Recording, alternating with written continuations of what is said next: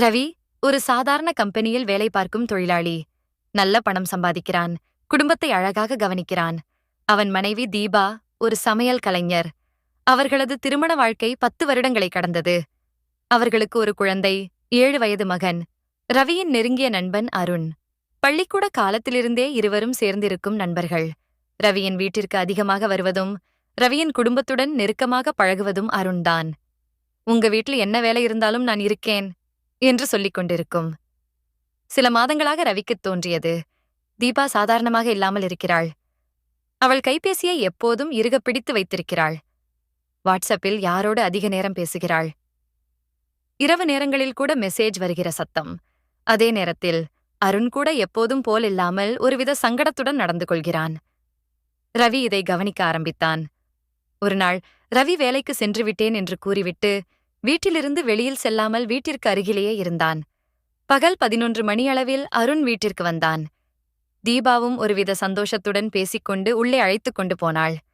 இதை பார்த்த ரவியின் உள்ளம் பதறியது. ஆனால் அவன் உடனே உட்புகவில்லை.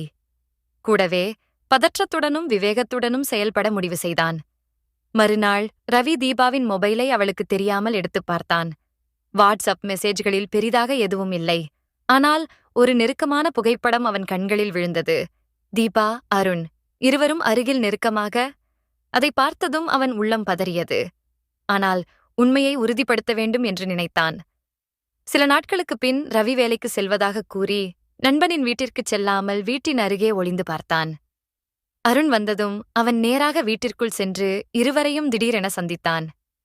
அவர்களது முக பாவனையே உண்மையை வெளிப்படுத்தியது. தீபா பயத்துடன், அருண் தலை குனிந்து. அந்த தருணத்தில் ரவி கோபத்தோடு இருந்தாலும் கதவை பூட்டிவிட்டு அமைதியாக பேச ஆரம்பித்தான். என் வாழ்க்கையை ஏன் இப்படிச் செய்தீர்கள்? நீங்க 2 பேரும் என் வாழ்க்கையில கிடைத்த பெரிய பொக்கிஷம்னு நினைச்சேன்.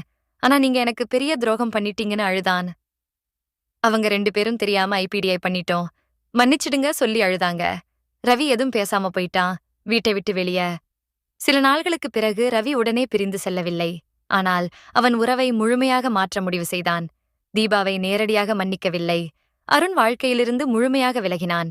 தீபா பின்னர் தனது தவறை உணர்ந்து குடும்பத்திற்காக புதுமுகமாக வாழ்க்கையை தொடங்க முயன்றாள். இப்போதும் அவர்கள் சேர்ந்து வாழ்கிறார்கள். ஆனால் அந்த நம்பிக்கை முறிந்த இடத்தை நிரப்ப ரவிக்கு நிறைய காலம் பிடித்தது. சில முறை வாழ்க்கையில் நம்பிக்கை உடையலாம்.